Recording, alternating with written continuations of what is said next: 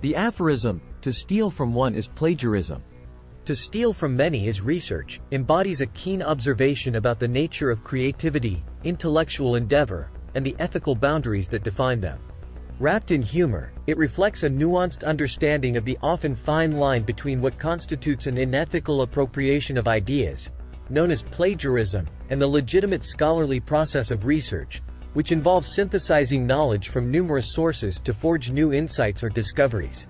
At its most fundamental, plagiarism is derived from the Latin word plagiarius, which translates to kidnapper, an apt metaphor for the theft of intellectual property. Plagiarism is seen as a grave ethical violation across various domains, including academia, journalism, and the arts. It entails the act of presenting another's work or ideas as one's own, without proper acknowledgement of the original source. In contrast, research is characterized by a rigorous and systematic investigation into materials and sources to establish facts, reach new conclusions, or create new knowledge. It's predicated on the integration of information and insights drawn from diverse sources, standing in sharp contrast to the singular theft implied by plagiarism. The saying "under scrutiny" humorously suggests that the act of borrowing from a single source and failing to credit it is flagrantly unethical, easily identifiable as plagiarism. However, when one draws from a multitude of sources, integrating their insights into something new, it can be perceived as a legitimate and commendable research practice. This witticism points to the complex, iterative nature of knowledge creation and the ambiguous ethical terrain it sometimes inhabits. The ethical implications of this adage are profound, touching on the essential question of what constitutes originality and authenticity in intellectual and creative works. The saying invites us to ponder whether any idea can truly be original or whether all creative and intellectual endeavors are, in some measure, built on the ideas and discoveries of others. This debate is as old as intellectual inquiry itself, epitomized by Isaac Newton's famous admission of standing on the shoulders of giants, acknowledging that his discoveries were made possible by building upon the work of his predecessors. At the core of this discussion is the importance of acknowledging one's intellectual debts, giving credit where credit is due. This is not merely a matter of ethical obligation but a recognition of the collaborative and cumulative nature of intellectual progress. The saying highlights the distinction between simply copying someone else's work and the far more complex and creative process of synthesizing diverse ideas to produce something new.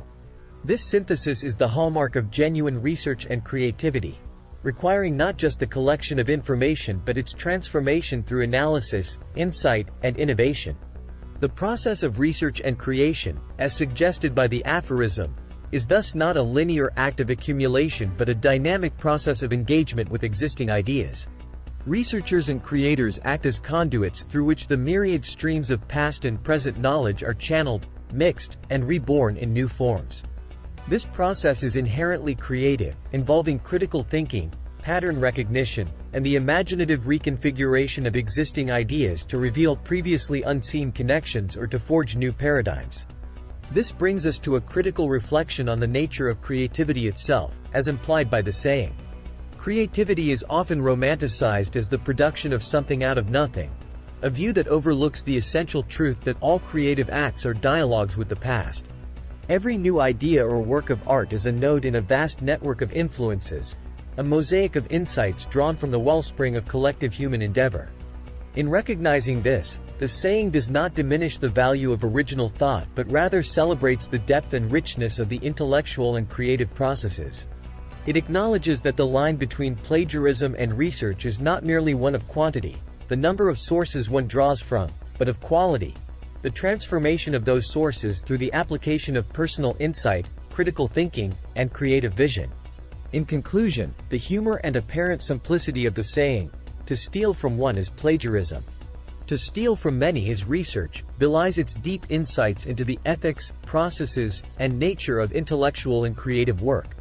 It serves as a pithy commentary on the importance of acknowledging the communal foundations of knowledge and creativity, highlighting the fine balance between drawing inspiration from the works of others and crossing into the unethical territory of intellectual theft.